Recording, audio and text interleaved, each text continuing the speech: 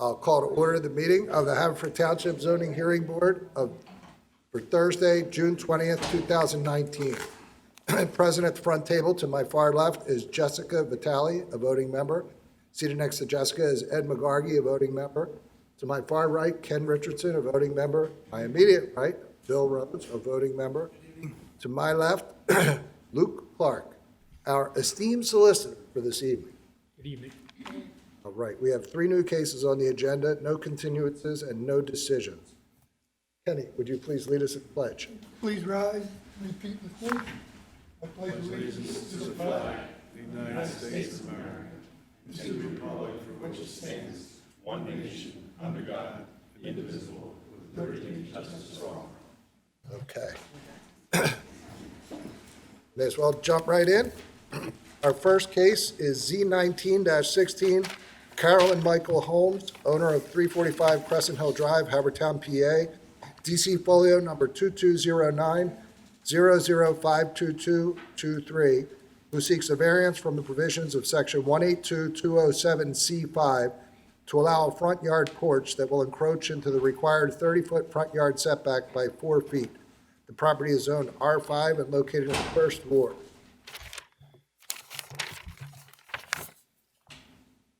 Carol and Michael, I presume. My son Joshua, my husband, it can't make it. He has Parkinson's. He's not able to That's speak okay. well or move well. So, but you're Carol? I'm Carol. And which of you is going to primarily be speaking? Or both? Me. So you submitted a package of that includes your application and some other documents to the township when you filed your application for relief, right? Correct. In order to make anything that's attached to your application part of the official record in this matter, you need to have them marked as exhibits. We typically mark exhibits beginning with the letter A for applicant, you are the applicant, and then number them sequentially, A1, A2, A3. So if you want any of the attachments to the application made part of the case, you're going to have them marked. So as I look through this, and what's your name again? Josh. Josh, you want to come here for a second? The application. No, I'll walk you through how to do it, but just tell me what you're going to refer to throughout the case. Okay. You're going to refer to this? Yes. This? It's the same as the township initially. This? Yes. This? And there should be one right behind it, correct? Both of these? And then this. And this? Yes, please. So it's 5. These are hardly into mark. Yeah, 5.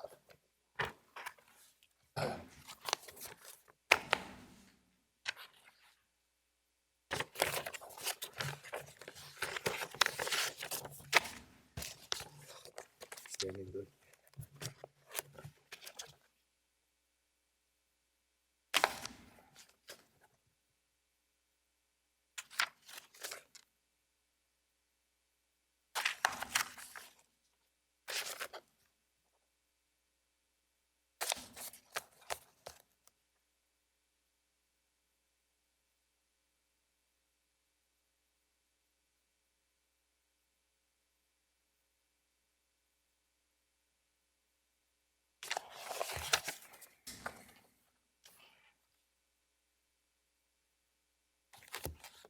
Now, before, and you can take a step back and hold those just for a moment, Joshua.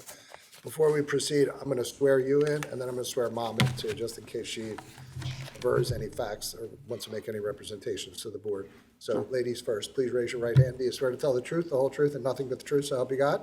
I do. And your full name and address for the record, please? Carol A. Holmes, 345 Crescent Hill Drive, Havertown, PA 19083. Okay, and now you, Joshua, please raise your right hand. Do you swear to tell the truth, the whole truth, and nothing but the truth, so help you God? I do. And your full name and address for the record, please? Joshua Holmes, 345 Crescent Hill Drive, Havertown, PA 19083. Okay, so before I swear you, we went briefly over the process for marking exhibits. The next step is to identify what they are. And if you could just hold up what's been marked A1. Sure. And give just a brief description of what it is. You don't have to give context and a description of how it fits into your case, but just go through each of them real quickly. Absolutely. So A1 is? A1 is a sheet just showing a quick plan of the front porch addition we're seeking to build. So a plot plan, Correct. basically? Okay. A2 is a section drawing of the front porch. Okay. A3 is a aerial map showing the location of the house in relation to the neighbors. Okay. A4 is just the same drawing but plotted with the dimensions and showing the location to the road and the setback. Okay. And A5 is just a few photographs to give context of the street. All right, great. And may I have the originals, please? Thank you. And now you get to the interesting part. Please tell us a little about what you would like to do and why. So we're seeking to build a front porch, a simple concrete slab for the base of it and a roof overhang. It's going to be open, and we're just really looking to create coverage at the front door. As my mother stated, my father has Parkinson's. So getting him inside the house, especially in inclement weather, dealing with his walker and everything, is difficult. Apparently, our house was built 4 feet closer to the setback than all the neighbors. Don't know why. It was before I was born. So every other house, and if you look at, I think it was Exhibit A5, every house has a porch and a overhang to some degree. So we're looking to build a 5 foot wide by 24 feet long front porch, so it covers basically 2/3 of the house. That way it gives a relief and will hopefully add to the aesthetic of the house and give it a little more ease of function for entry. And is that the minimum size that you need? Yes. I'm sure my fellow board members will have some questions, and I always ask my questions last. So we'll start with Jessica. Do you have any questions? Do you have any intention of enclosing this porch No. at a future date? No. Oh, and I should point out, we are good, the gutters right now and downspouts, they do trench underground and they go back to beyond the property, which is wooded, and it's just a downhill. So this will tie into that, so there won't be water runoff to the side or to the front. Or how many downspouts will you have? Just one? 2. Two? And then, are you gonna have any utilities out on the front porch, like electrical or plumbing? No. So just what's there already? Plumbing would be the downspouts and the gutter, but nothing, Nothing new? yeah. And there is one existing outlet that will not That's get staying. covered. That's gonna stay, but we're not touching it. No further questions? Ed? The question I have is regarding the existing front stoop. How large is that? It's a 5 foot wide and it's circular, so the deepest part of the circumference is about 5 feet deep, and it's about 5 foot wide. So we're looking to basically cover that and then extend it out to the edge of the house. Apologies. And how wide is it? It's 5 feet, It's 5 feet out, correct, 5 feet along the front of the house? correct, Okay, so it's 5 by 5. right. Is there a reason why you want to cover the front door? Is there a reason why you're extending it across the front of the house?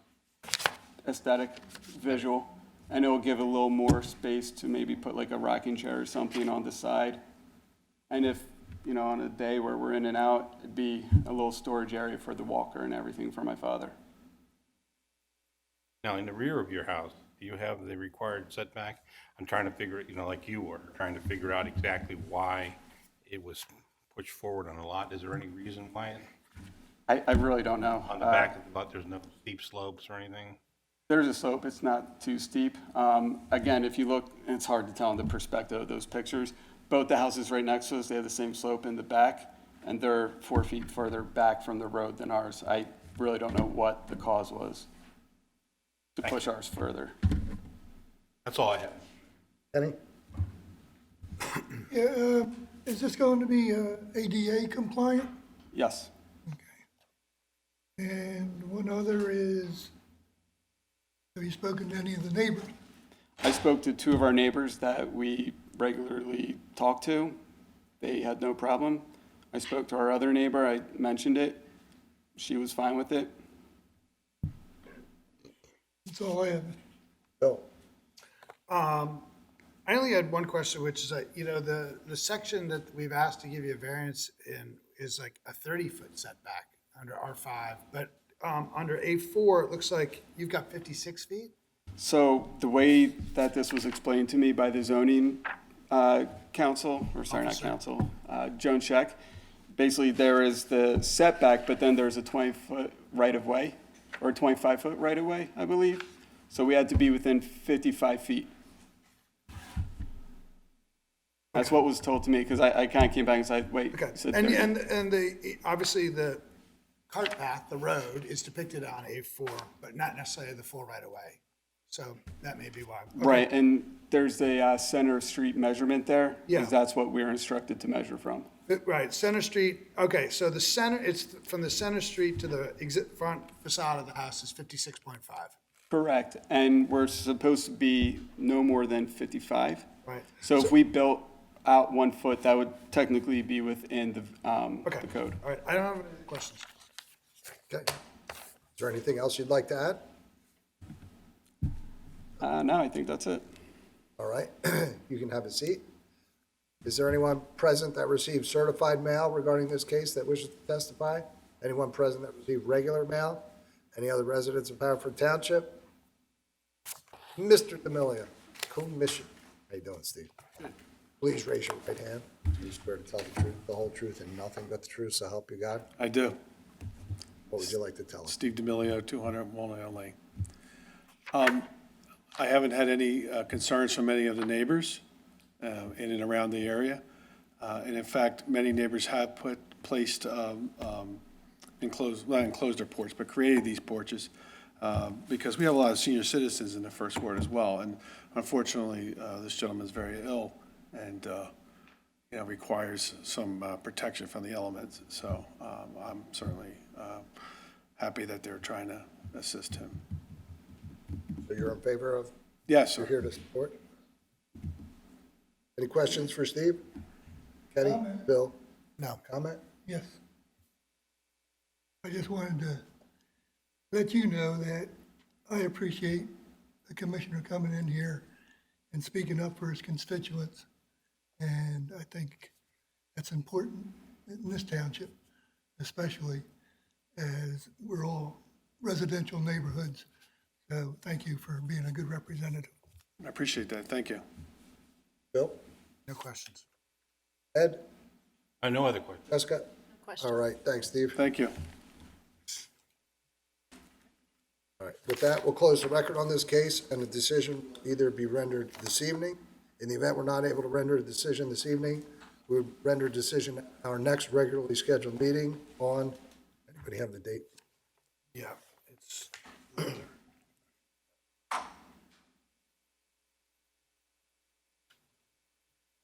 think it's July 18.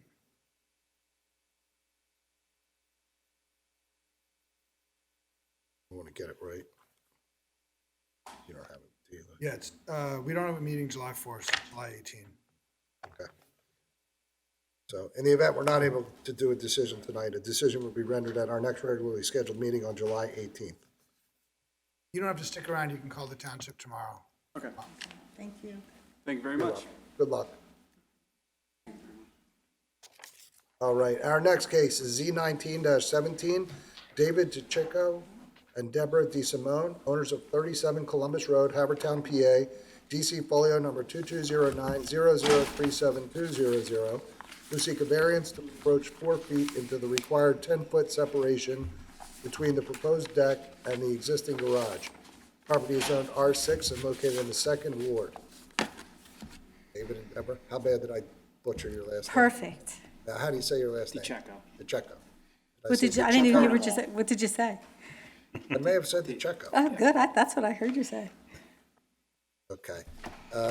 So you guys heard what Yes. I said to the last applicant. And if you want to look through your.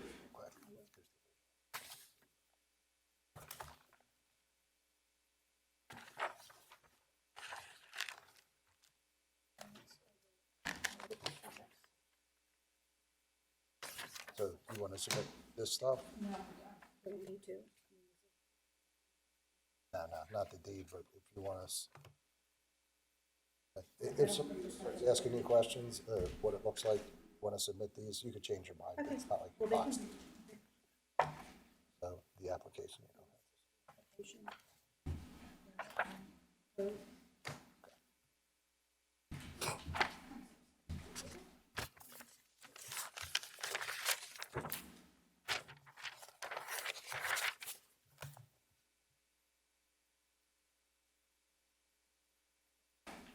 You're welcome.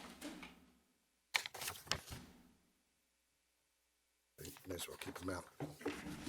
Okay, I'm going to swear you. Ladies first, please raise your right hand. Do you swear to tell the truth, the whole truth, and nothing but the truth, so help you God? I do. And your full name and address for the record, please? Deborah DeSimone. We own this property for the purpose of renovating it and selling it. What's your address, Deborah? Where I live or the Yeah. property? Where you Where I live is 7 South, Chester Pike, Glen Olden, Pennsylvania, 19036. And he lives with me.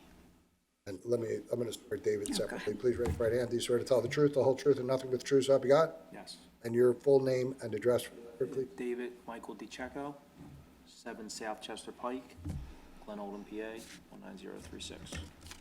Okay. So who's going to be the primary speaker? Okay. And Deborah, why don't you tell us, well, first let's identify your exhibits. I don't want to move too quickly. So you have 2 exhibits that you submitted? Yes, That you sir. had marked? What is A1? It is the Township of Haverford Code for which we are asking relief. Okay. And A2? Is the plan submitted to, what would that be? Is it not zoning? So a plot plan? Yes, essentially, it's the plot plan, both the house and the deck. Okay. So please tell us a little about what you would like to do and why. Good evening, everyone. Thank you for taking the time and putting us on the calendar. It's much appreciated. We are looking to find relief to encroach into the required 10-foot separation between the proposed deck and the existing garage. We're asking for relief by 4 feet.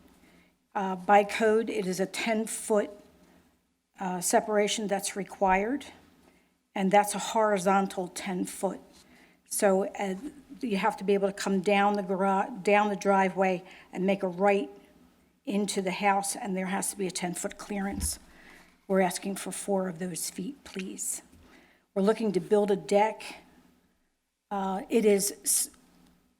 is not anything more than, it is a deck for the enjoyment of the family who will live there. The size of the deck is 10 by 12. The way the house is built, the entrance from the kitchen out onto that deck, if you were to make a right, the Bilco doors from the basement come up, and you'll see that in Exhibit A. You'll see where it is, there's a little square to the left of where the deck is. That's where the Bilco doors are. That's why we're not able to move that deck over and center it within the property line, because the Bilco doors are coming up from the basement. So the Bilco doors would still clear, there would still be egress from the basement, but the deck is 4 feet into the encroachment area.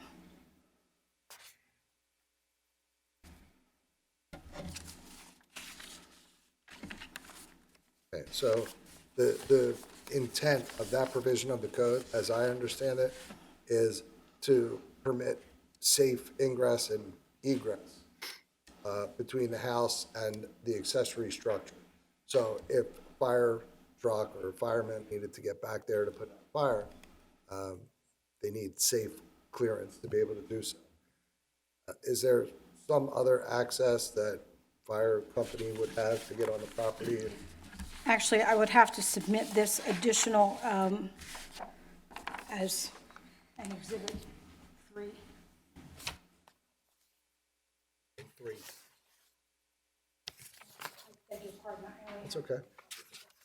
This is the back of the house, which is the additional, so the property from the other street actually backs into our backyard.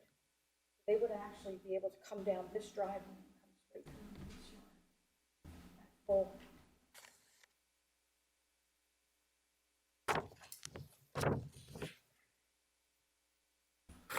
We're essentially landlocked. We have property behind us and property to both sides as well.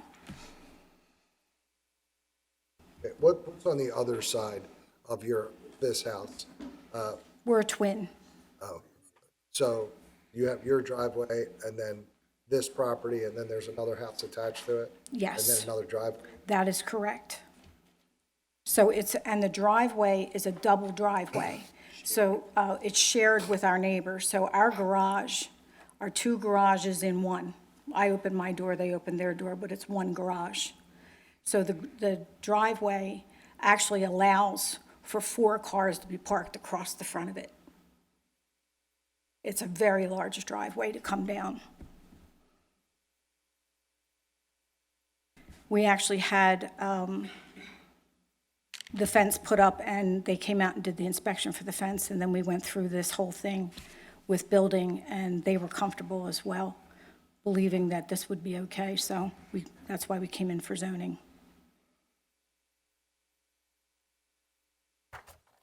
So I'm sure, I tend to ask my questions last. Understood. So I'm going to pass it around to my fellow board members, but you know, one of the requirements for a variance is some sort of hardship for a variance. So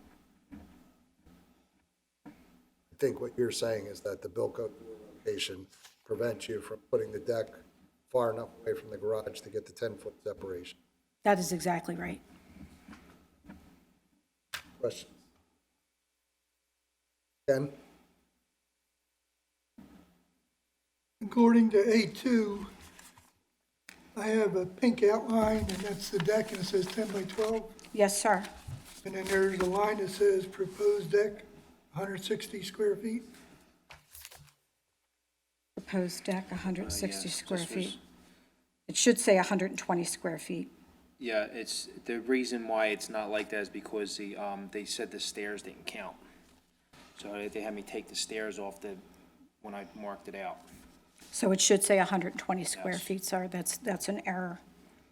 Okay. That's all I have, Mr. Chair. Bill?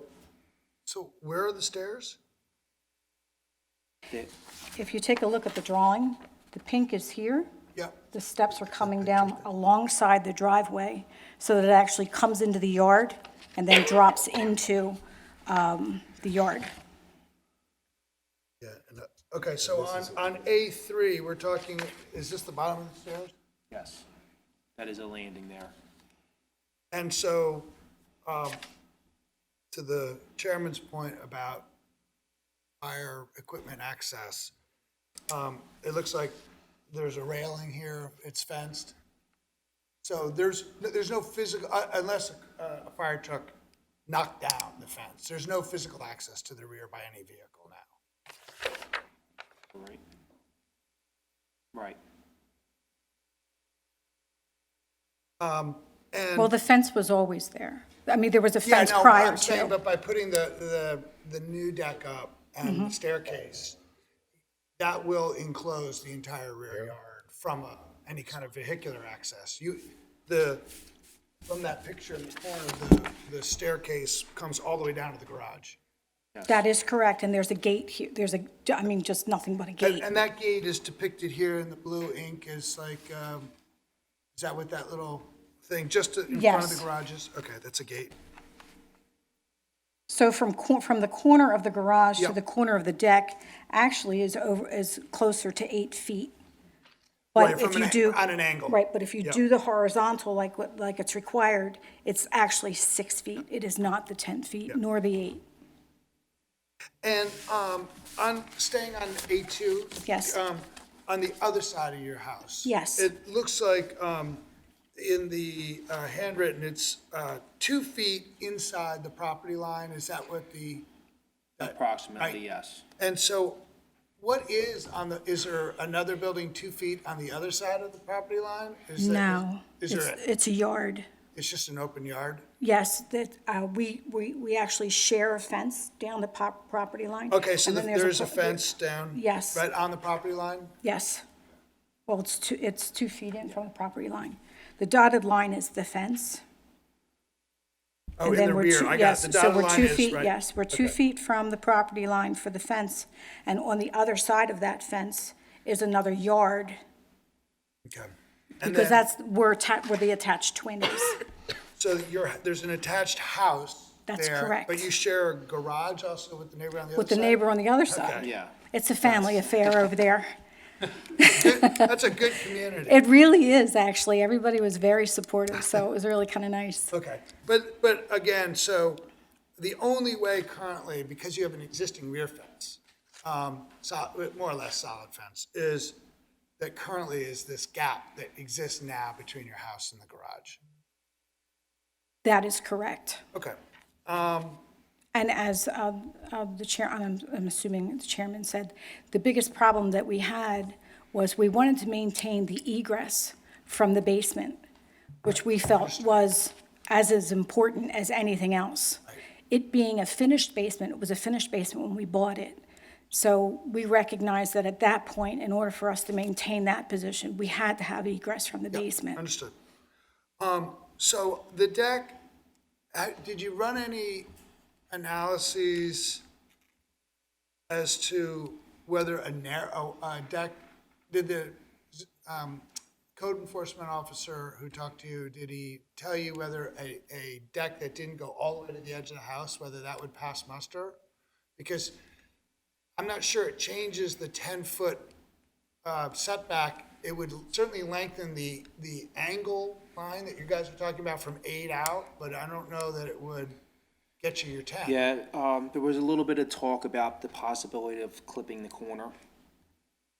So that was something that, if it was agreeable, we could do without it being, too drastic. That's why I pointed out the 8 feet to the point, because that's, kind of where it was. We're kind of hitting right on it. Well, and the truth is that building actually said to us, take your chances and go to zoning. Basically, that's what they said. They said, you have a good case, it's built well, you're gonna be all right. We want to have a certain standard of living in Haverford Township. Everybody else has a deck. If you want one, go ahead and take your chances. So here we are, taking our chance. How much of the deck is built? 3/4. And on the deck, it's just an outlet outside, no, No outlet, just lighting.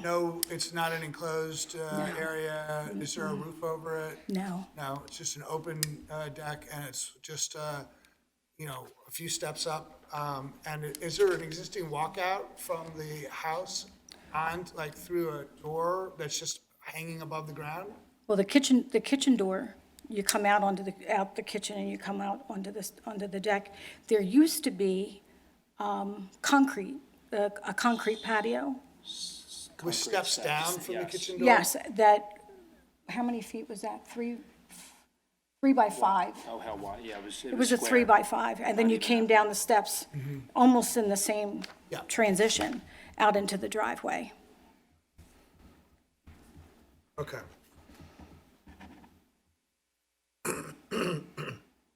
I'm just wondering how much, if the existing, and you remove that concrete thing, or you just put a deck over it? It's over it, yes. Just over it, right. Did you ever figure out how far that went out anyway? In other words, how much you have a pre-existing nonconformity, or if you might have? I actually think it was it was not a nonconformity. I believe that the existing deck, or the existing concrete with the steps, was within the 10 feet. I believe that, because the steps didn't go into the driveway. The steps went into the backyard, Straight out, right? as opposed to, Yes. I don't know if you know this house, but it used to have a pond and a pergola and 16 concrete columns in the backyard, and Handmade. all handmade, yeah. Needless to say, the neighbors were pleased we came. I don't have any other questions. Jessica? Are there any windows in the basement? Yes. About what size are those? They're smaller, so their basement windows probably 32 by 16 or 20, something like that. They do not meet egress at all. That's why we needed to leave the basement door, the bill code door, the basement steps.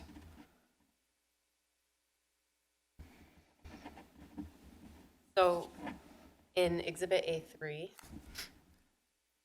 at the bottom of the stairs, it appears that there's sort of a lower secondary deck landing that isn't on the plot plan drawing.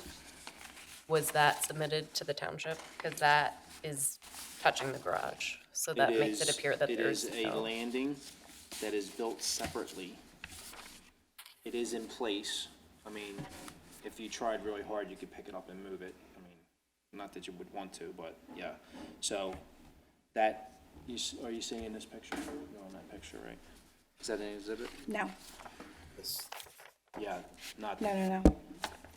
I'm gonna submit this.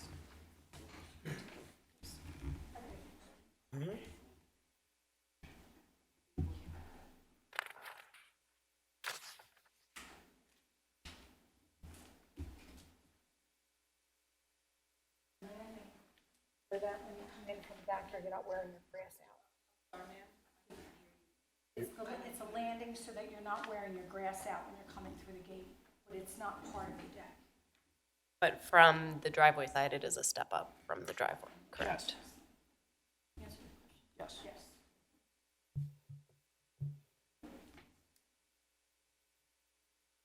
And have you thought about shortening the deck itself, moving the stairs in? Actually, building told us that it's not the stairs that's the issue, it's the actual landing itself, so that the stairs can actually stay where they are, the gate can stay where it is, but the landing itself needs to be shifted by the 4 feet. Right, but moving the stairs in would then make the landing smaller. No, the landing is the only issue. The landing's issue is, okay, so what you've just asked me, yes. The answer is yes. If I have to move the steps over to allot for the steps, it makes for a much smaller deck.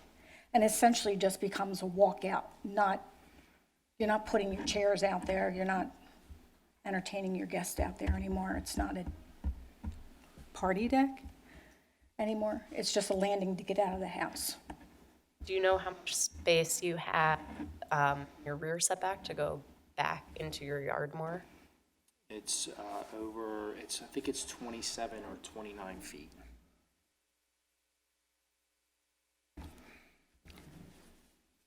But it's still.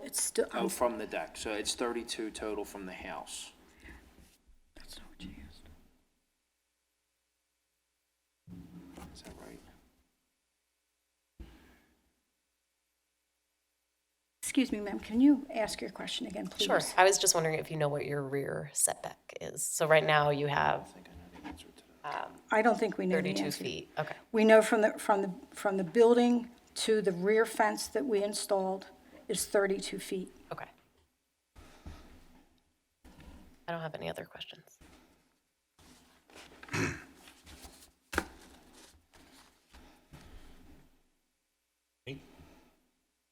Done, Jess?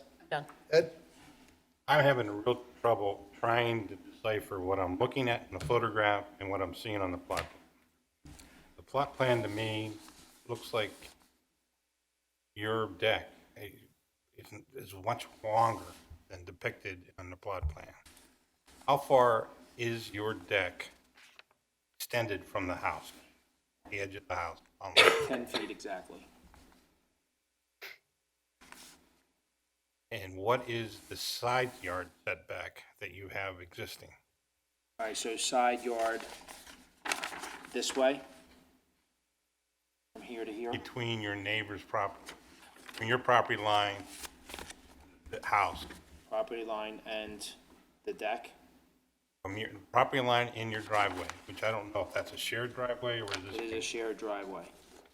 okay, but this 10 by 80, is that the shared driveway or does it go another 10 feet? It goes another 10 feet, that would be the neighbors. I don't know why it's a shared driveway then, but okay. Well, I mean, it's connected together, so Our Okay. driveways are in, or there our are garage two is driveways, in the same but building. they're connected together. Okay. And so there's no room your to deed have doesn't anything in have a between thing them. that says shared driveway. Right. So your current setback from your property line to the edge of your house, do you know what that is? Boy, 10, I believe it's 16 feet.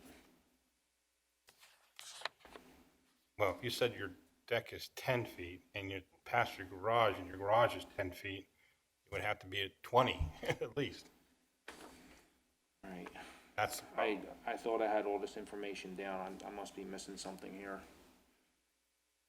If I'm looking at your deck, it looks like it extends from the side of your house to your garage more than 10 feet. But if it's, say it's 10 feet, what's in front of it? Well, it's actually inside the garage. This is the garage here. Right. This is the garage door. This is the gate. This is the steps. This is the deck. So from here to here, from this corner of this garage to this corner of this deck I'm is not- 8 that's- feet. That's not the measurement I'm concerned about. I'm trying to figure out, if I'm looking from the front of your house, looking down your driveway, I'm seeing your deck 10 feet out into, from the side of your house? No, it's, no. What am I looking at? Was this photo an exhibit That is correct. That is not an exhibit. that was in our packet? It is an exhibit. Still not marked. That's.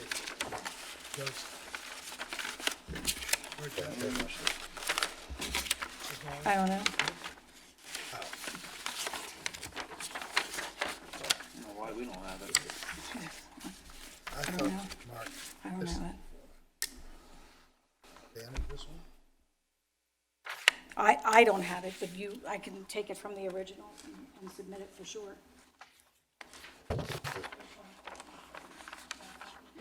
That's one that's not been marked. This one's been That's, marked. this is A4. Oh, it is? Yeah, this is A4. This is Right. A4. That's the one that's being referred to. Right. Yes, correct.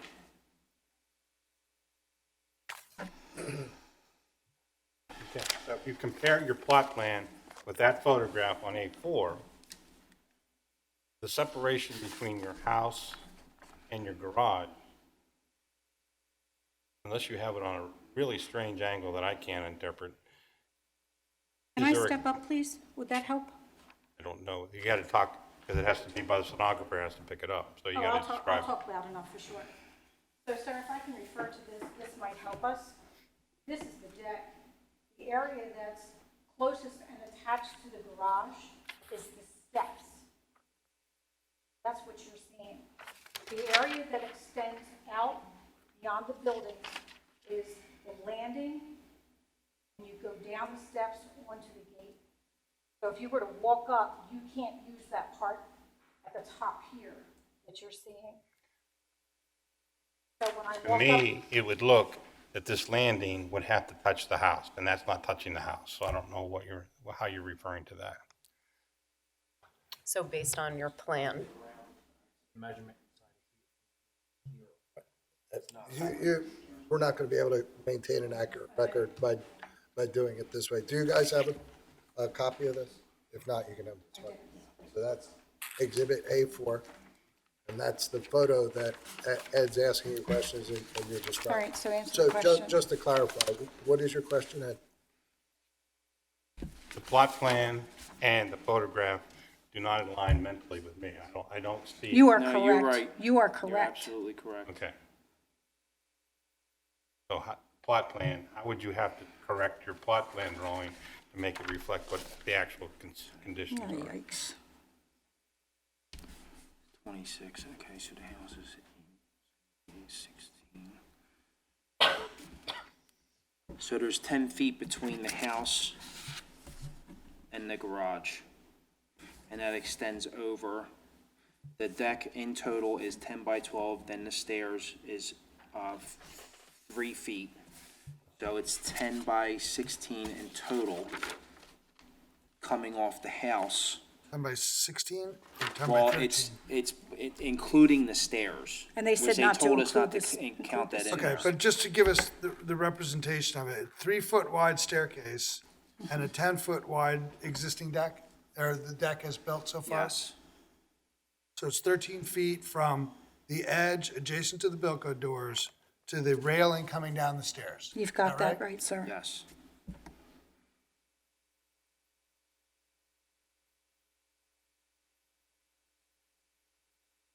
And so, Yeah. Yeah, that's wrong. does that help, Ed? Oh, it's not right. Yeah, the plot plan does not have the location of the deck in the right position, because in fact, the deck really only overlaps the back of the house by essentially the width of the door casing plus, or the door frame, plus 6 inches on, let's say, either side, 8 inches maybe on either side. Yes, Right? And so we're talking about, there's only like 4, maybe 4.5 feet behind the house. The rest of this, is it covering the space that is to the side of the house? Yes. Right to the garage? yes, So that gap of 10 feet between the house and the garage, if I was standing on your deck looking out towards the street, what would be in front of the deck? grass. So you have a grass strip before your Yes. driveway. Oh, yeah. There you go. Sorry, that is the measurement that's definitely wrong. I can even see it in the picture. It doesn't jive. I So understand. you have a rather unusual lot for a twin in which you have a big side yard setback as opposed to every other twin that I've ever seen. Okay, I beg your pardon, sir. thank you, that's all I have. You already asked questions. Right? You just did. Kenny, do you have any other questions? No. We're going to take a 2-minute recess. I have a question. Resume the meeting of the Haverford Township Zoning Hearing Board of Thursday, June 20th, 2019.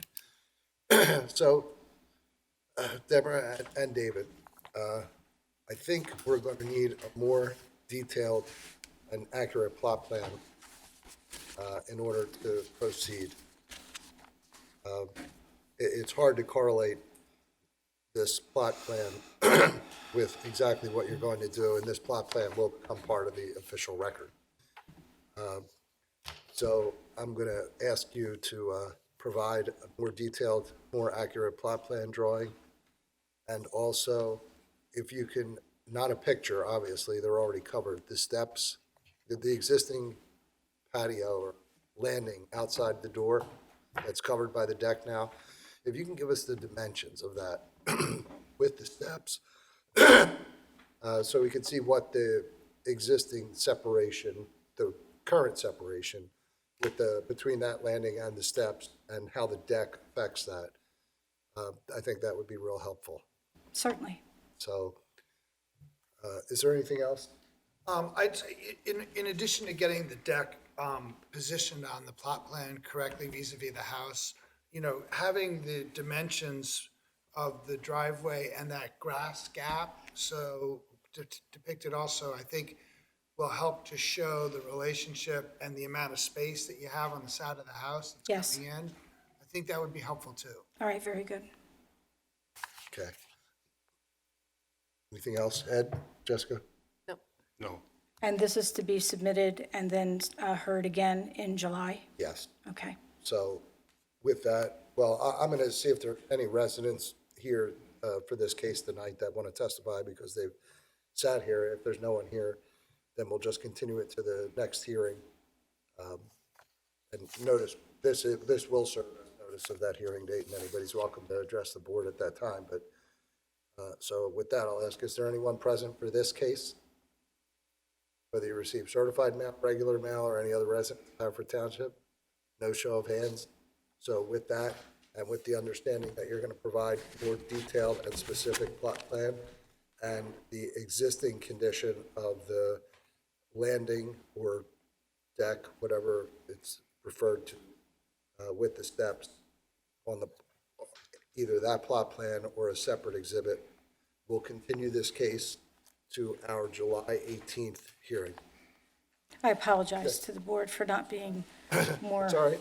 competent and having more information, but I thank you for your time. Okay. Thank you. Thank you. You're welcome. You have more originals, brother. On this one, you'll be right. Got them all. I think there were 4, maybe 5.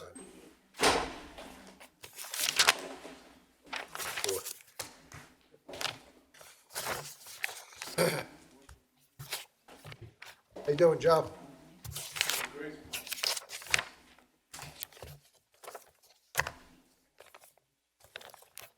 All right, our next case is Z19-18, the School District of Haverford Township, owners of the property located at 200 Mill Road, Havertown, PA, who seek variances from the provisions of Section 182-602C3, building coverage, 182-602C4, front yard setback, 182-602C7, building height, and 182-602C8, impervious coverage, to allow construction of an addition to the high school for additional classrooms and updates to music, arts, and physical education. Property is owned INS and located in the 7th Ward. Thank you. Good evening. Good evening. My name is Joe Clement. I'm here on behalf of the applicant. I have with me this evening Ryan Orr, who is the architect for the project from KCBA Architects. I also have with me Andrew Schenk, who is the project engineer, and he is with Gilmore & Associates. I think everybody knows about the high school, built in 1956, What's your name expanded. again? Joe Clement, C-L-E-M-E-N-T, and I am with Whistler Pearlstein. Relationship to Mike? You got it, my father. Sometimes I admit that. The high school was built in 1956. It was expanded in 1996 through 1999. The proposed project now is to add 12 new classrooms, 3 science labs, a music and fitness center, and about 40 parking spaces. And this is necessary because over the years, there are more students that are now matriculating through the school district. We need to accommodate about 400 more students in the very near future, and this project is intended to be able to do that and offer the curriculum that the school is required to do under statute. So with that being said, I have some exhibits that I have handed out to you this evening, rather. In this exhibit binder, I will go through them and like to add them into the record. A1 is the application to the zoning hearing board. A2 is the high school project summary sheet. A3 are schematics of the project, 7 sheets in total. A4 is a rendering of the 3-story classroom addition. A5 is a rendering of the 1-story music addition. A6 is an existing conditions plan. And A7 is a building and parking lot expansion plan. With that being said, I'd like to have Mr. Orr go through some things, some of the exhibits. I believe that Mr. Orr has already been qualified as an expert before this board, and I would like to qualify him again based on that previous qualification. Okay, 1 second.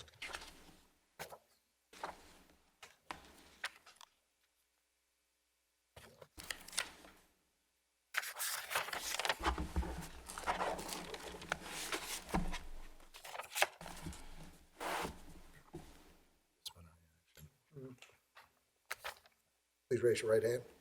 You swear to tell the truth, the whole truth, and nothing but the truth, so help you God? I do. And your full name and the capacity in which you appear this evening? Ryan Orr, I am employed with KCBA Architects as a registered architect and representing the School District of Haverford Township as their architect. Okay.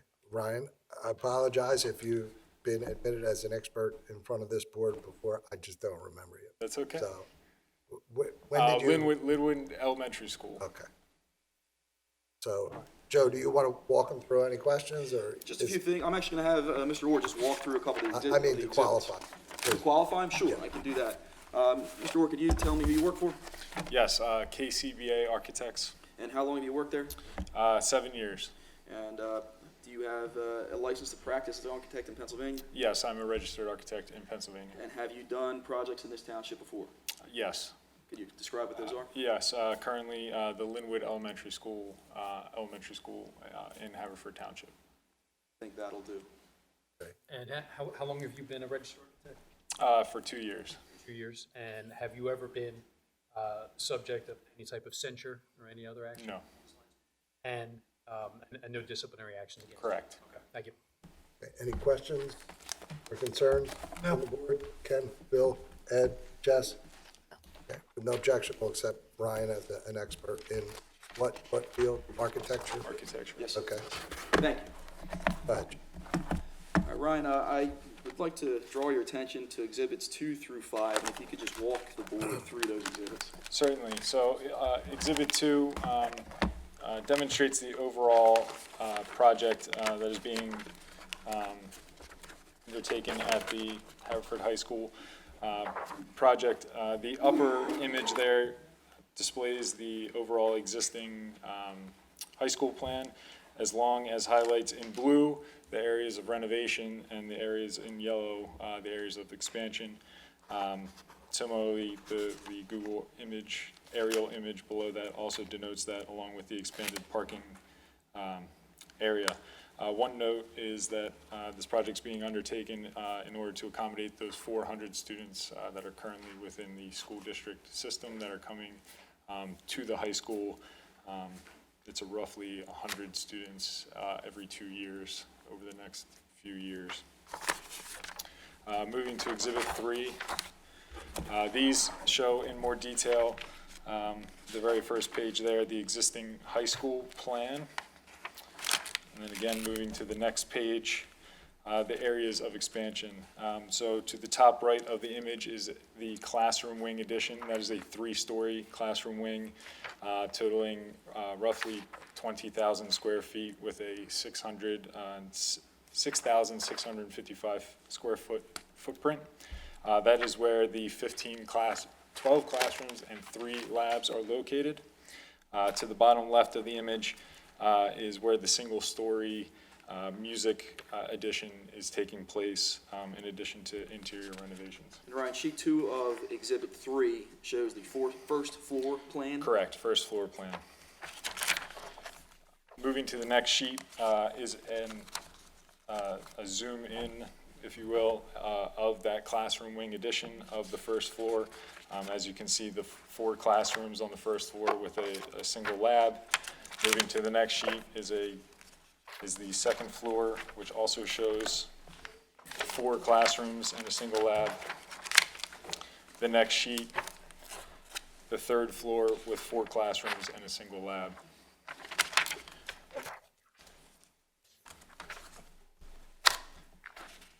Moving on to the music addition on the other side. The next page shows a ghost outline over the existing parking lot where the music addition would go. Flipping to the next page, again, in yellow is that addition area. So you can see we're building a band room and an orchestra room, and then renovating other spaces within the building, including chorus and Lifetime Fitness. Then moving to Exhibit 4, the very first image is a rendering of that 3-story classroom wing. The image area with detail is that portion that would be added with the rest of the building to either side of it.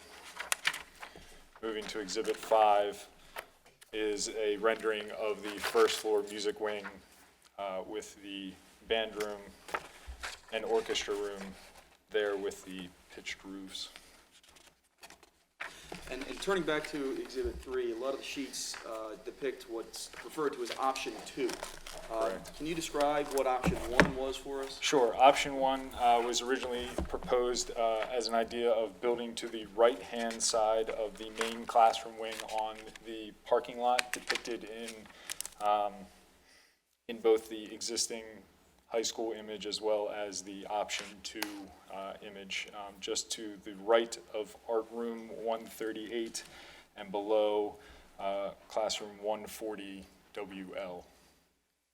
And option 2 is less impactful to the surrounding neighborhood in that the building is tucked in, the addition is tucked in behind the existing school. Correct, so we would not be encroaching the setback on that side. So in designing this building, you did consider the impact on the surrounding neighborhood? Yes, and for part of that reason is why option 2 was selected, to move that addition around to the side, to be more within the whole high school site. Right, and in your opinion then, option 2 is the least intrusive or impactful to the surrounding neighborhood? Correct. But it still accommodates the needs of the school district to accommodate the 400 students that are matriculating through today? Yes. In your opinion, is the project in any way harmful to the public health, safety, or welfare? No. I have no further questions. Jessica?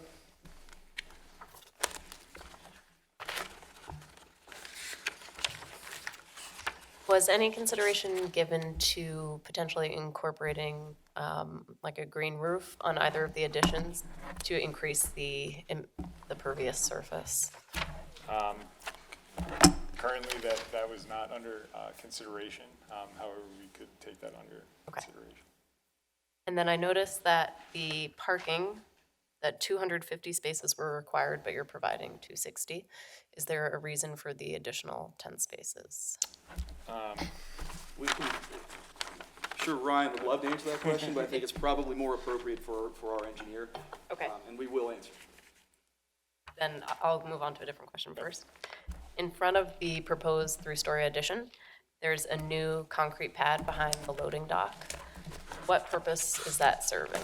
Correct. So twofold. One, ease of pedestrian use, and two, the cafeteria is located right there, so a potential opportunity for outdoor seating to enhance that aspect of the high school. But that area is not covered, it's just a concrete. Correct.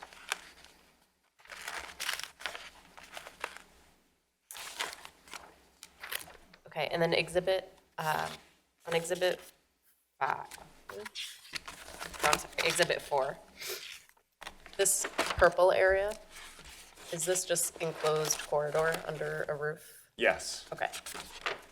And then in between the orchestra room and the band room and the chorus and the Lifetime Fitness, is this a corridor that egresses to the outside? Correct. Okay.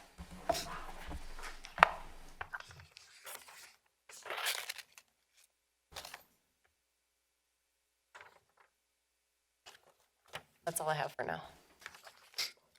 Ed? I was looking at the proposed plan, the existing plan that had the orchestra and the orchestra building and the band, and that building didn't have any windows towards the residential side of the street. Now the new addition will have windows. Perhaps you could orient us to exhibit 5, or 4, excuse me. 4 to 5. 5. Exhibit 5. So on the face of the building, facing you in that exhibit, is that the face that you're speaking of? Right. The new addition on exhibit 4 shows the chorus room that's proposed there is a remodel, but there's no windows on that building towards. There currently are windows on that building.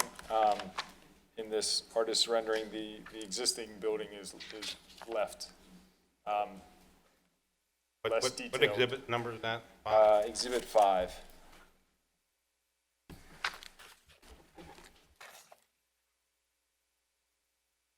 I was under the assumption that the wooden looking structure is the addition. Yes, correct.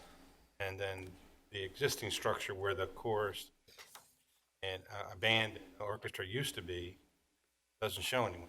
Correct. There aren't any windows? There are windows there currently. So In this- this rendering, it was left less detailed in order to draw attention to the actual addition itself. Okay. My concern is, will it have any impact on the neighbors with sound coming through the new addition? They will be thermally insulated windows, which will also help with sound attenuation to reduce any noise that would be exiting the building.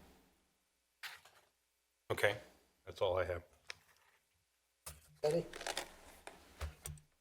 Just to stay on that topic, is there a measurement for those windows and sound? decibels or? Yes, I don't have that current measurement with me. And Ryan, just to Yes. clarify that further, this building and any sound leaving the building would have to comply with all township ordinances with Correct. respect to noise. Correct. Okay. Yeah, the next thing is on the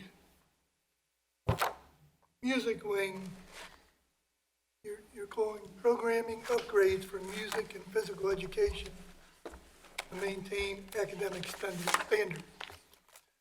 So the PennDOT change their standards, or No, it's, you're meeting new standards, or just maintaining existing standards? the need arises in order to maintain the same standards in the sense of student ratios.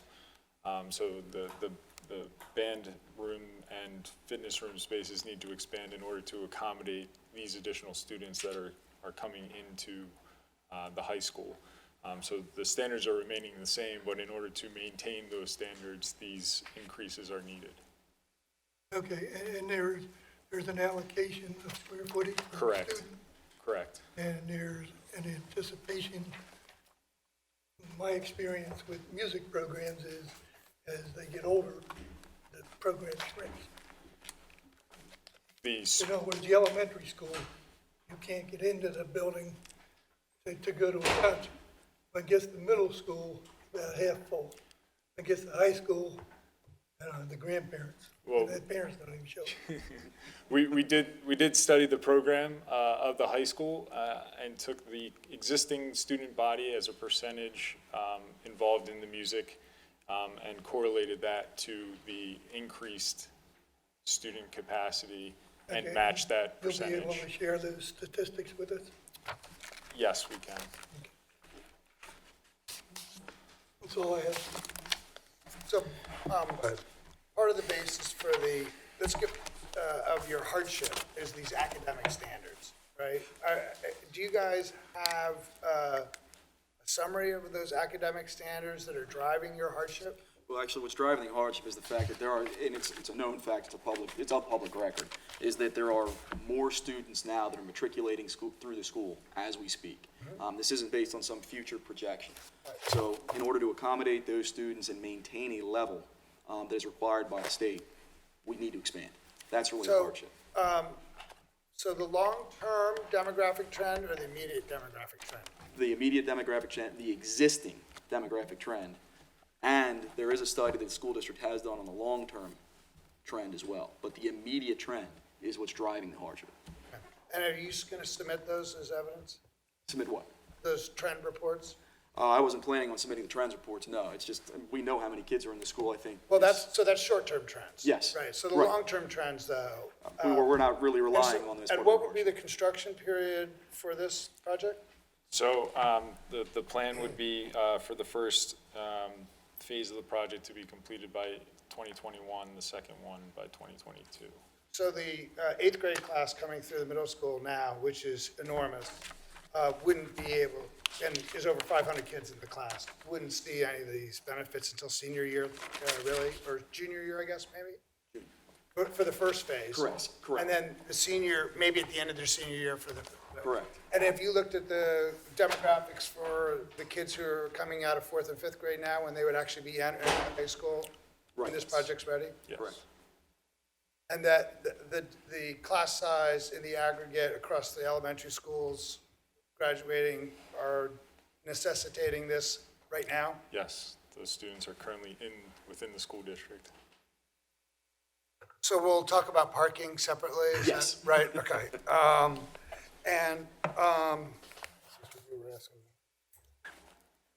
Well, what I was asking really about was the academic standards, and they were saying that the standards are requiring a specific amount of square footage for music under the Pennsylvania School Code? For the, not under that code.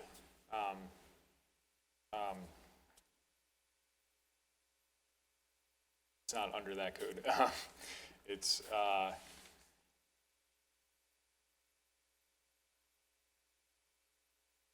it's under a need for the current, we know that the current music program is X amount of students. We're going to be adding X amount of students. As a correlation between those two numbers, we know that music is most likely to grow X amount. So taking the standard 21st century, what a music classroom should be, square footage, and correlating that to the incoming And students. so these are standards really adopted by the board, the school board, by Correct, correct, state. correct. There are two different, we're talking apples and oranges, but yes, there are two different sets of standards. One is a requirement that no matter what, the school district must be able to accommodate the students that are coming through and provide a public school education. Right, of course. Then there are the standards that the district itself has set for those students in maintaining those standards. That is above the minimum standards required. This school district obviously is well above the minimum standards required by the state. In order to maintain those standards, the architects, the engineers, the professionals for this project have determined that there is a certain amount of square footage per student, certain number of facilities that are needed per student in order to maintain that standard. So this project is at a minimum going to maintain that standard moving forward. Right, Ryan? Yes, correct. So, height, we can talk about that, right? Yes. Okay, so you're not increasing the current maximum height of the building? Correct. And in the academic wings of the building, so where you would ideally want to put more academic space, is it a continuous height so that there are no lower areas that you could build up? Correct. So you, without impacting the existing height, you have to build outside the existing wall. Correct.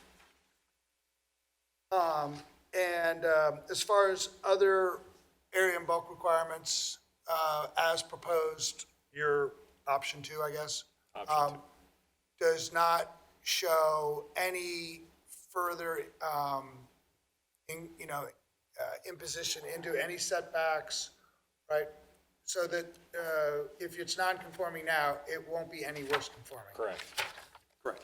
And we'll have our engineer discuss that further. Okay. I don't have any other questions for this. Okay. I don't have any questions. All right, Ryan, you What else you have, Jeff? I have Andrew Schenk, who is our project engineer from Gilmore and Associates. And Mr. Schenk, if you just go through your qualifications quickly. Let me swear you first. Please raise your right hand. Do you swear to tell the truth, the whole truth, and nothing but the truth, so help you God? I do. And your name, full name, and the capacity in which you appear for the record, please. Andrew Schenk. How And do you spell that? S-H-A-N-K? SCHANCK. I am from Gilmore and Associates, and we are representing Haverford High School as the site engineer. And Andrew, how long have you been an engineer? I have 13 years of experience, 5 of them as a professional engineer. Are you licensed as an engineer in the state of Pennsylvania? I am. And how long have you worked for Gilmore? I've worked for Gilmore for 2.5 years.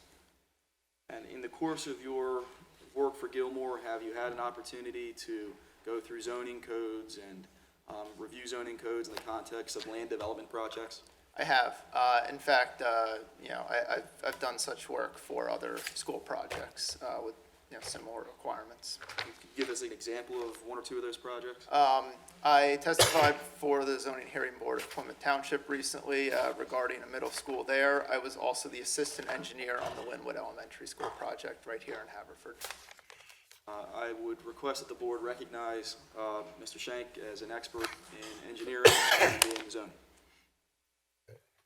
Mr. Schenk, you said you've been licensed as a professional engineer for 5 years? Yes. Is that correct? And subject to censure or any disciplinary actions in that time? No. Any discussion, questions from the board? No objection, we'll accept.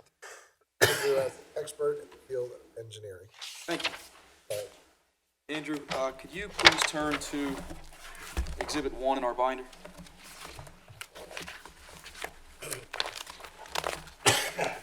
And just briefly for the board, could you go through our request for relief with respect to this project?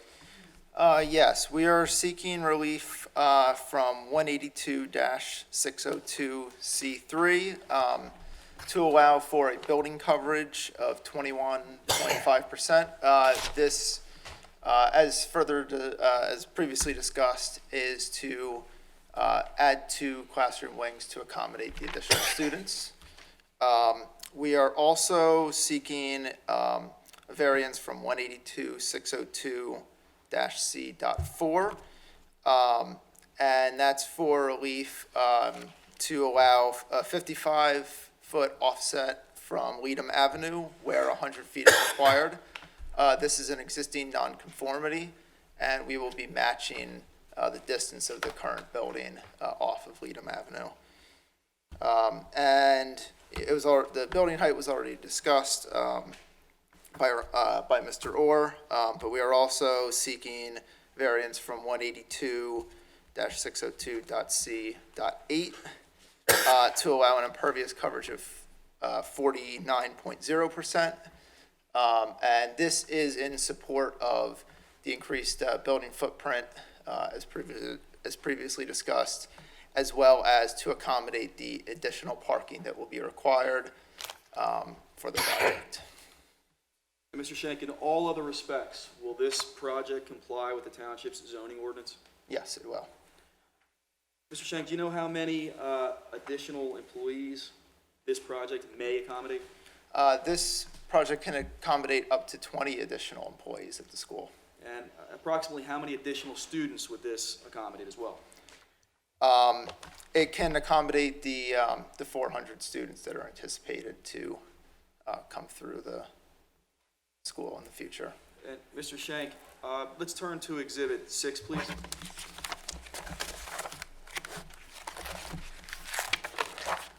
Could you briefly describe for the board what is depicted on Exhibit 6? Exhibit 6 is an existing conditions plan of the site, adapted from the previously approved 1996 plan by Chester Valley Engineers, and reflecting current site improvements that have been made since then. And Mr. Shank, can you turn to Exhibit 7, please? Yeah. Exhibit 7 is our proposed building and parking lot expansion sketch, which basically shows the footprints of the building, the proposed circulation improvements for the site, the increased parking that we'll be proposing, and curbs and sidewalks.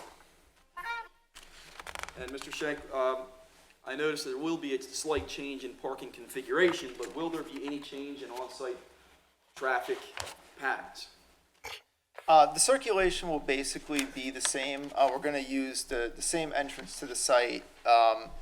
For the most part, pretty much all of the aisles through the parking lot, other than those we're eliminating for the building, will be preserved with only minor modifications. Do you anticipate that there'll be any increased bus traffic as a result of the students that are coming through the school? No, it sounds like there's not anticipated increase in bus service, and the circulation will be the same for the buses. And how many additional parking spaces will be provided on site?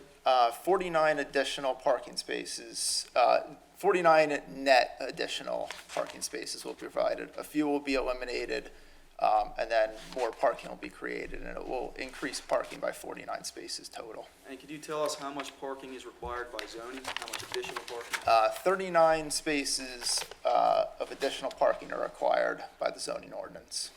As a result of the changes, the number of students coming through, the new number of students coming through, and a potential for 20 new employees, do you anticipate that there's going to be any meaningful increase in peak hour traffic? I do not. And looking at this overall plan, is it your opinion that the variances that are requested are dimensional in nature? Yes.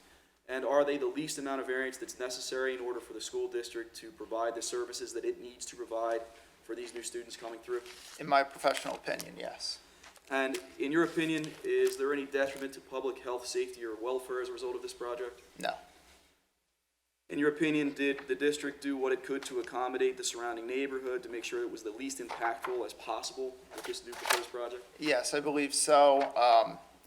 As Mr. Orr mentioned, the expansion to the building is happening basically within the current area where the building lies.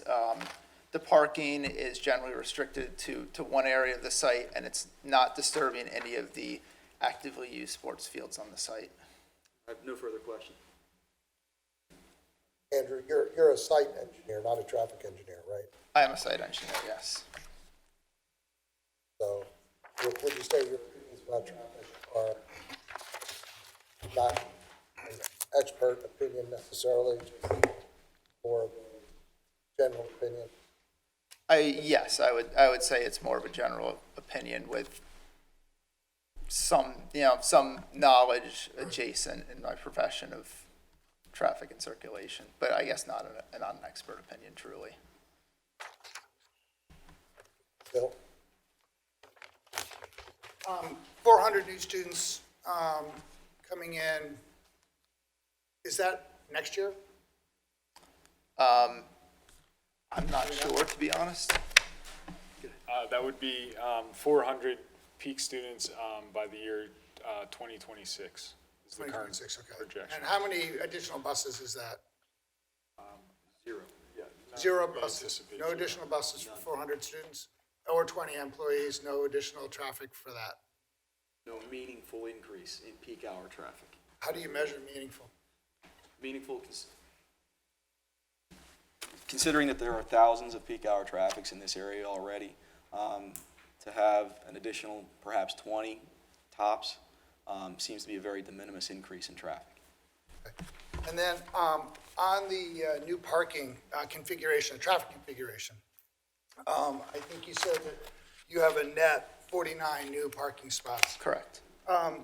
So do we have, and that's all in this back parking lot that we see in 7, right? Yes. A7, and with the islands and all that, you were able to get 49 additional spots in the same square footage?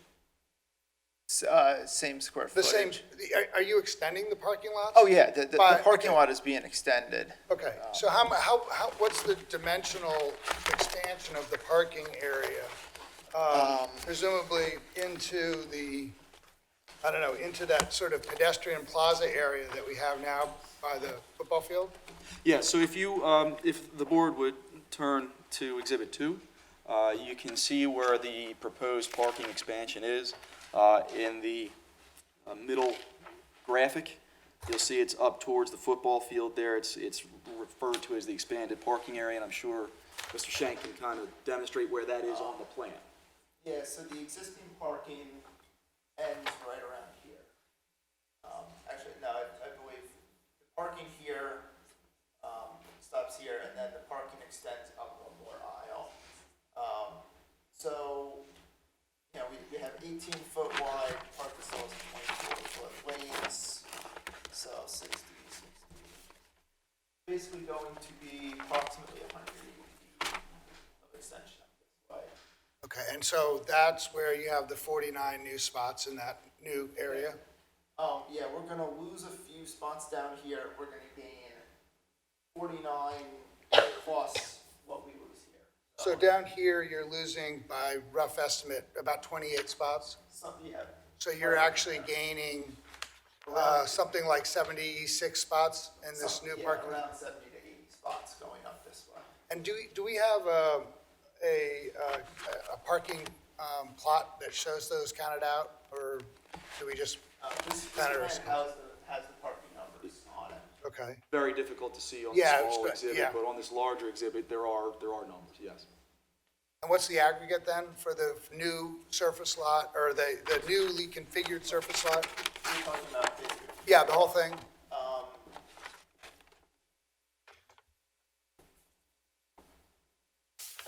looks like 80 spots. 80, okay.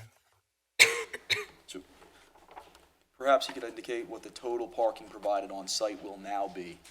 Total parking will now be 260, whereas 211 spots are available. So there's about a 10% increase you're thinking from additional employees? And what about students who drive to school? I believe it was anticipated that the new spots would mostly be for staff, because I believe that there's currently a demand for more parking, and that the spots are with 400 new students and none of them coming by bus, you're assuming all of them are walking? No, we're not anticipating that none of them are coming by bus. What we're anticipating is that the buses will be filled. Right now, many of the buses are not filled. So it's not that they're not coming by bus. I don't want to misrepresent that.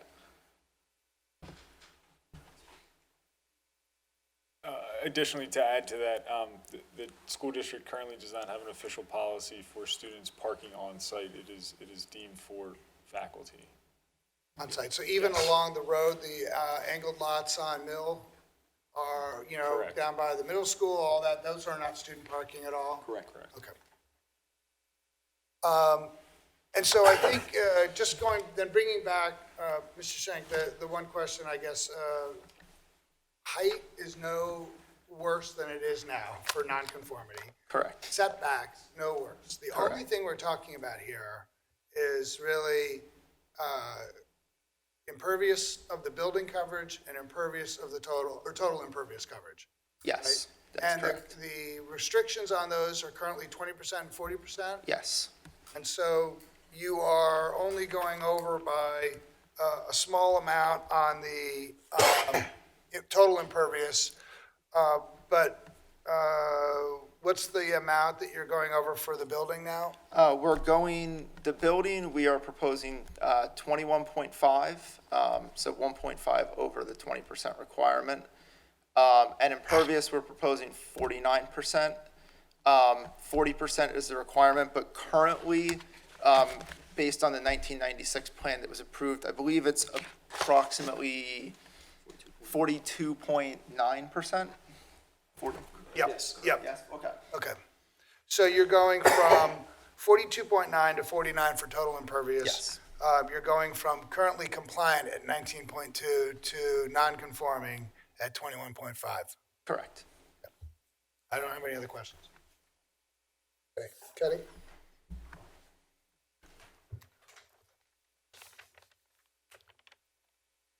Could you couch that 42.9% to 49% in percentage for me?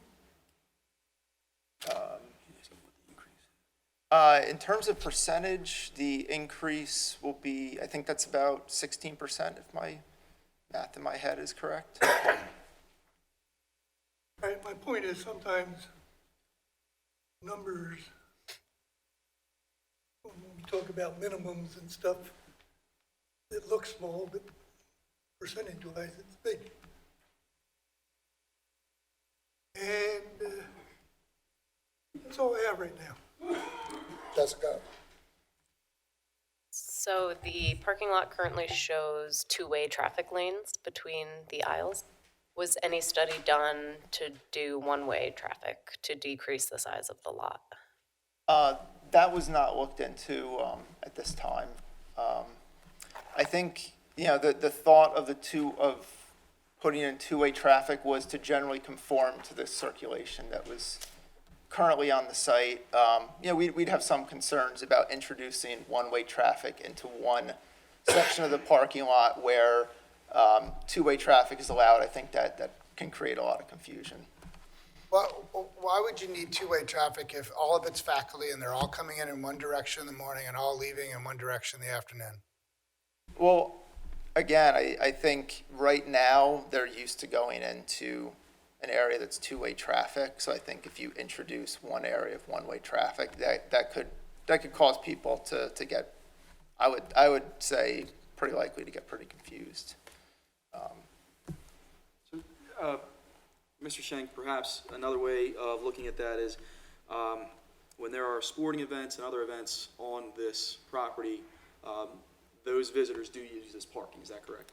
Absolutely. So it wouldn't just be faculty that's using this lot, there are other uses for the lot, is that right? Yes. And to be clear with this board, we don't want to misrepresent anything. There are a few students that do drive in addition to faculty and park on this lot. It's not student parking, but they are there. Yes? Yes. And just remember, you gotta say yes or no because she can't take it down. Jessica, go ahead. I have a lot. So do you know what percentage of the current student population drives and parks in the existing lot? Because I have heard from neighbors who live near me just offhand comments about, if she doesn't leave her house by 6:30 in the morning, she can't get a spot in the lot. So it does seem that there are a lot of students who drive. I would not be able to testify to the percentage. I'm not sure if Mr. Orr would have an idea.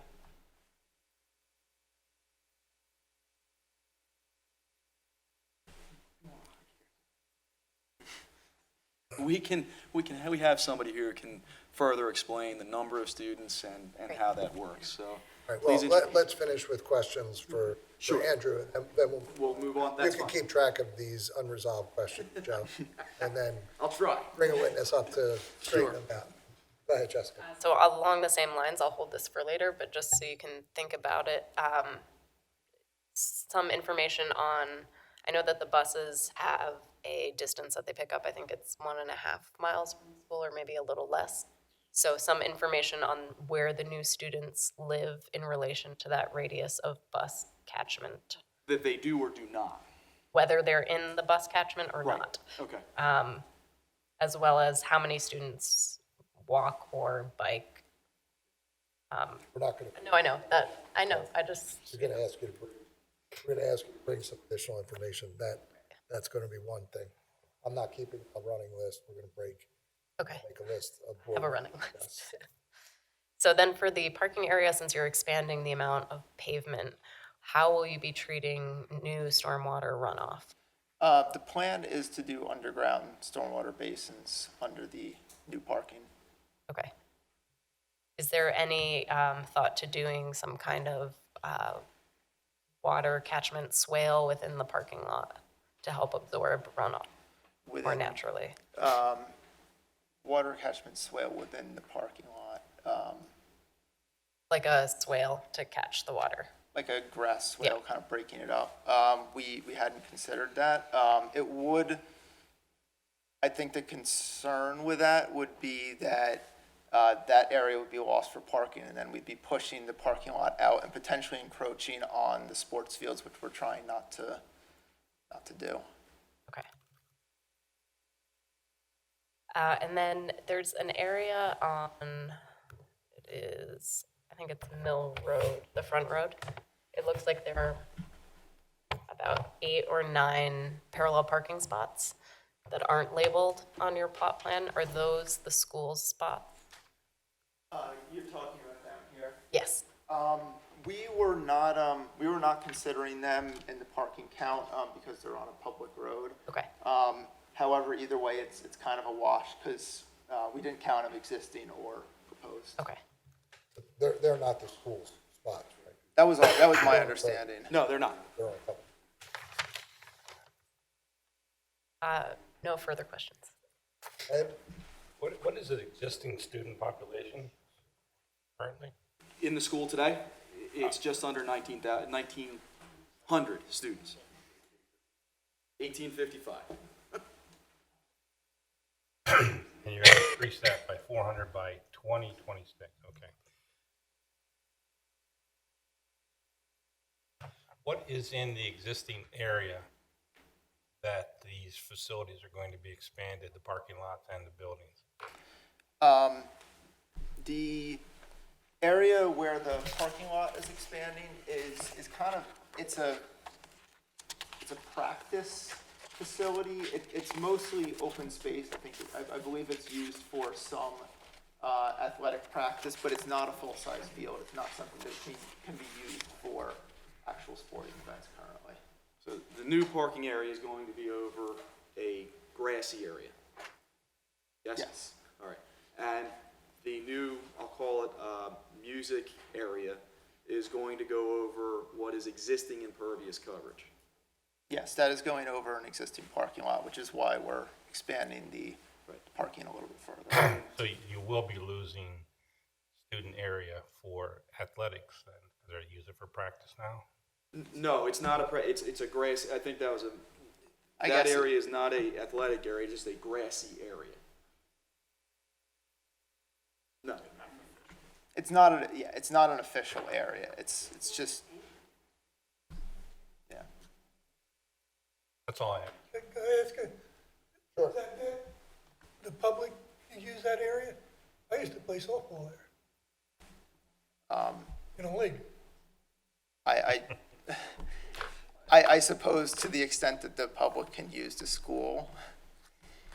And perhaps I can answer that just as a matter of legality, because that's more of a legal question than an engineering question. If the public school system decides that their facilities, whatever they may be, are open to the public, then by all means, the public can use those facilities. There are certain facilities, of course, that would not be open to the public, stadiums, tracks, things of that nature. Sometimes tracks are open from dusk till dawn, dawn till dusk, whatever it may be, just like your public parks would be here in the township. And according to the legal, they can take it away at their will If they so decide. without notifying the public. Well, I think this is, whatever this would be notification to the public. I don't know that our viewer audience is that large, but I had one more question on this parking lot that you're extending up, let's just call it. What's the additional height of this new parking lot in feet? How much closer to the track will this? In other words, how much further? Yeah. I believe about 180 feet. 180 feet. Okay, so that's 60 yards, right? Yes. And have you figured out what's the distance from the batter's box down that first base line, and what the distance to the cars parked there? Because it looks like it's maybe 200 feet? Possibly. That's a safe zone to park cars during baseball season? I think perhaps since we're coming back anyway, we're going to have to get that measurement for you, just to have a more informed discussion about that. I guess another question, we are planning to put screening up or fence, or protect the cars. I think we would be happy to put screening I up if didn't- necessary. I didn't ask you to do it, I just asked if you Yeah. intended. That's where I was going, just from a safety point of view, and, at some point, that's, a fairly common foul ball. Yeah, Sure. yeah, very good. All right. You say you could ball 200 feet? I bet high school kids can. I think a softball might go that far. Yeah. I would want a Matt Scherzer. Bust my nose. Jessica, do you have any other questions for Andrew? Ed? No other questions. Kenny? no, Bill? No. All right. Okay, great. I do want to clarify one thing with respect to that grassy area that the parking lot is going over. If I may call, I'm going to call Ken Matthews, who is a project engineer. He can describe what that area is used for. We're going to take two. You got it. Then you public. Let's take two.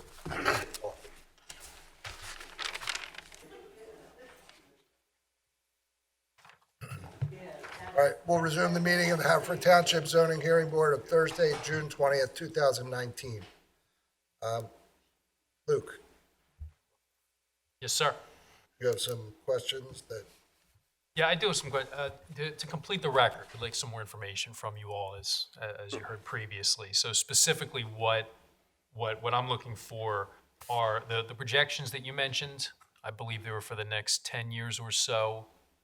We'd like to see those. We would like to see the school code and any other requirements you're relying upon in terms of the necessary square footage, the requirements to afford the students the music program, things of that nature, whatever you're relying upon there. A traffic study setting forth existing conditions and projected conditions would be very helpful. And a more detailed plot plan. You heard the questions about the batter's box along the first baseline there, and how that's going to measure up with the new parking lot. That would be helpful as well. And regarding the students, what the current square footage is of the high school would be helpful, and what the average is per student. And there is a question about whether this is the most, basically, what are the most amount of students the high school has ever had enrolled there? Currently, it's 1855. Is that the most? I don't expect you to answer that now, but we'd like to. We'll find that out. Yep. And while you're doing, I think Ms. Vitale's question about directional traffic flow through the parking lot, whether you might be able to get more parking in there without, or the same amount in a smaller footprint, is a fair question. So, We agree. Yeah. We'll make sure that we onboard a traffic engineer to address those questions. Okay. So, Joe, you call a number to I think at this time, it probably doesn't make sense. I think right now, since we're coming back anyway, and the board has been very generous with their time as it is this evening, it makes the most sense for us to ask for the continuance, onboard our traffic engineer to provide the additional information, get the information with respect to the student population, programming, and also with some better depiction of what's on the site here in terms of the athletic fields and impact on the athletic fields. Yeah, so I mean, we're looking, so we're getting an impression that there are certain requirements, and further, that they might be self-created requirements per square footage or by whatever measurement per student. So if there's some documentation of that requirement or a state requirement to show what the deviation from that is. So to establish a baseline of what's required or what's mandated by whatever standard.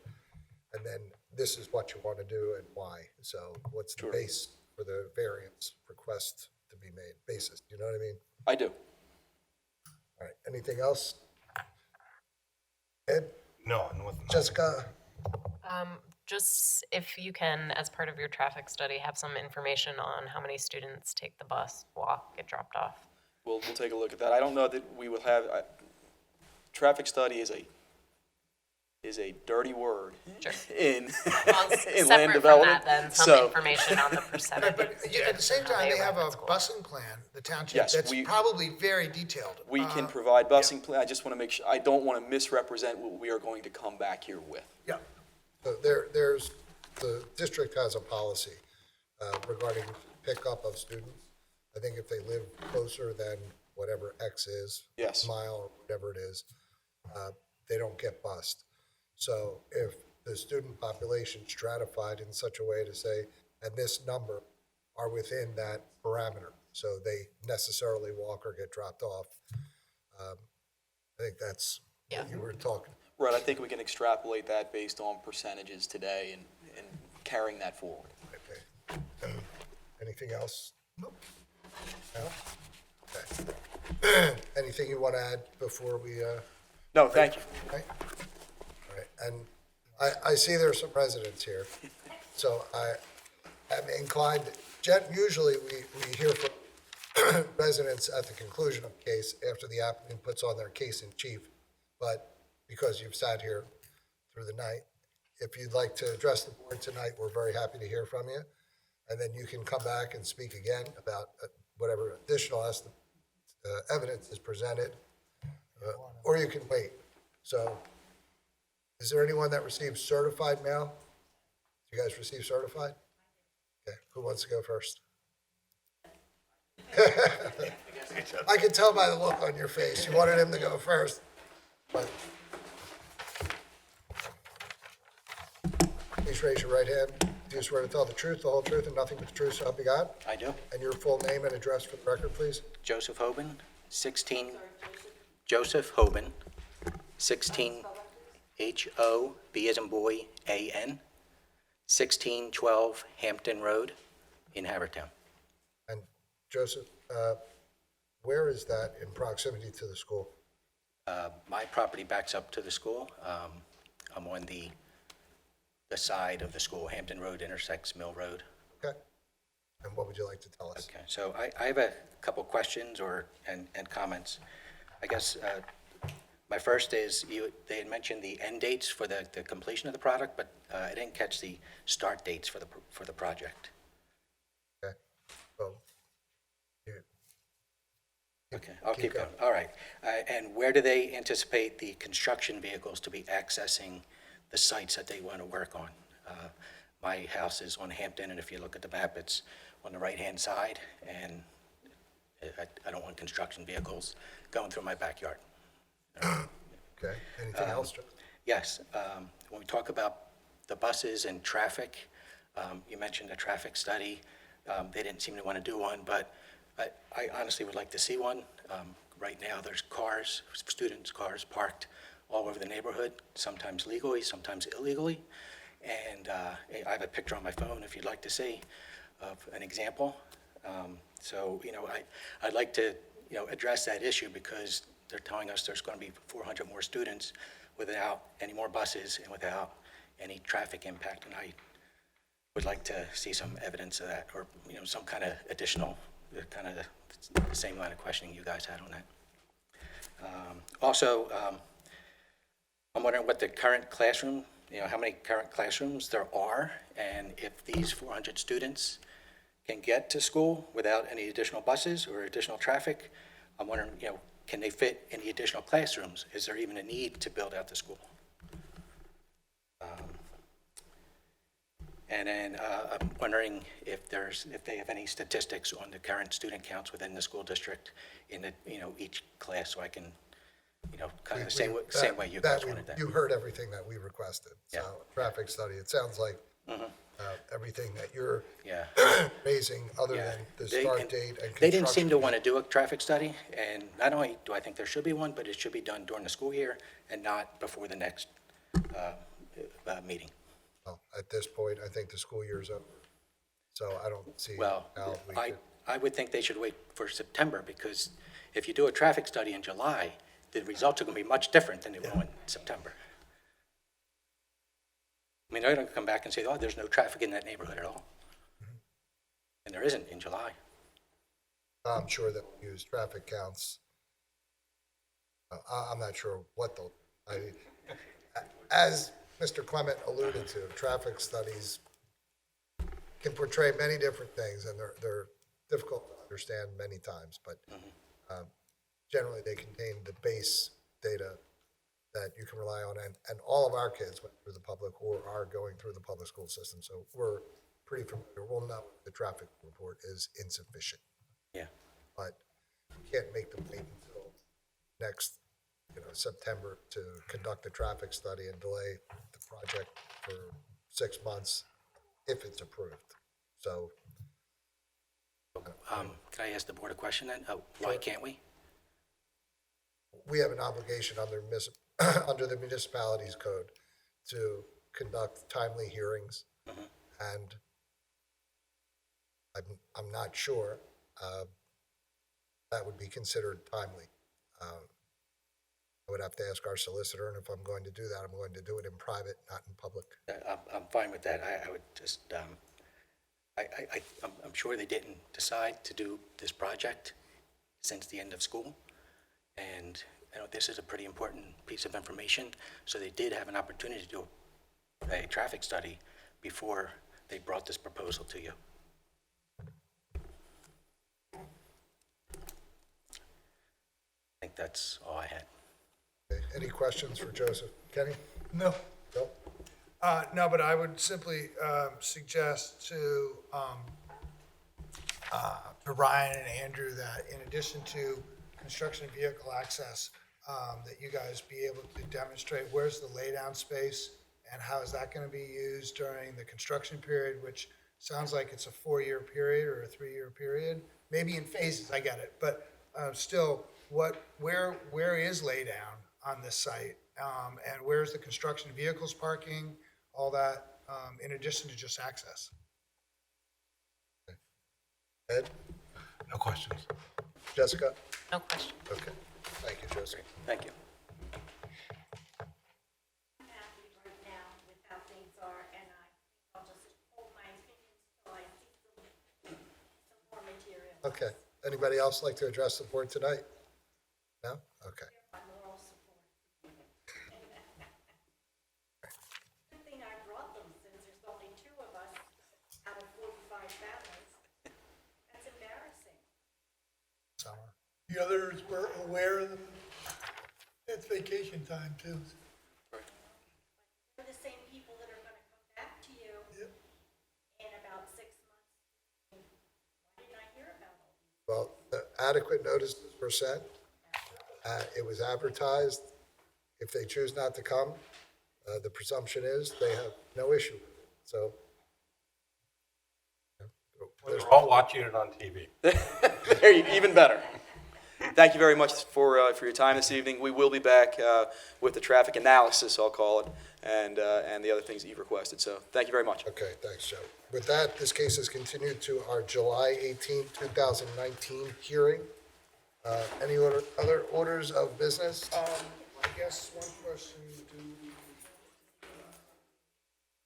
the front, I vote on this guy, Yeah, let's, because we could give him instruction. I think that this one, There's a need. 17 and 18 need to wait. but- there's a need for that. Yeah. Okay. Did you? Good. Yep. First case? Go first. All right.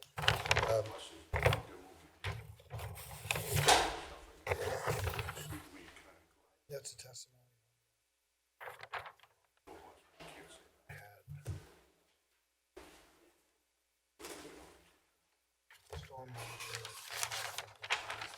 They addressed it. Yeah. Right, Thank you. Goodbye. That's the- Yeah, thank you. Good. Only utilities. No utilities except.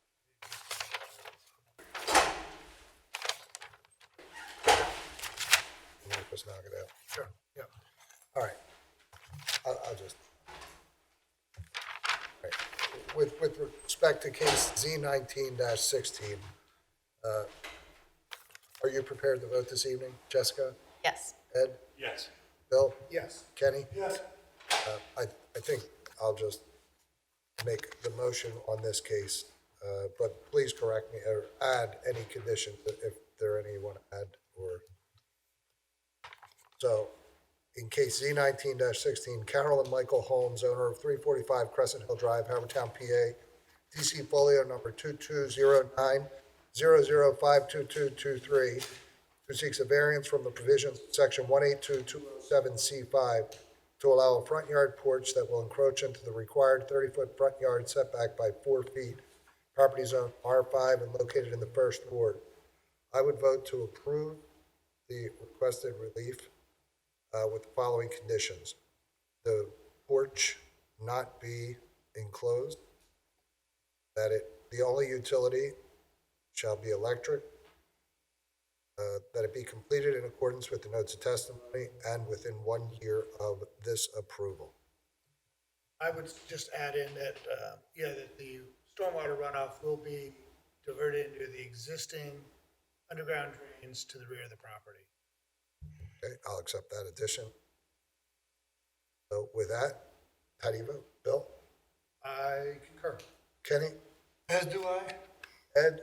I agree. Jessica? Concur. Okay, that application is approved 5-0 with those conditions. The others are continued, so any other business? Thanks for catching that, Bill. I almost adjourned us. All right, with that, we are adjourned.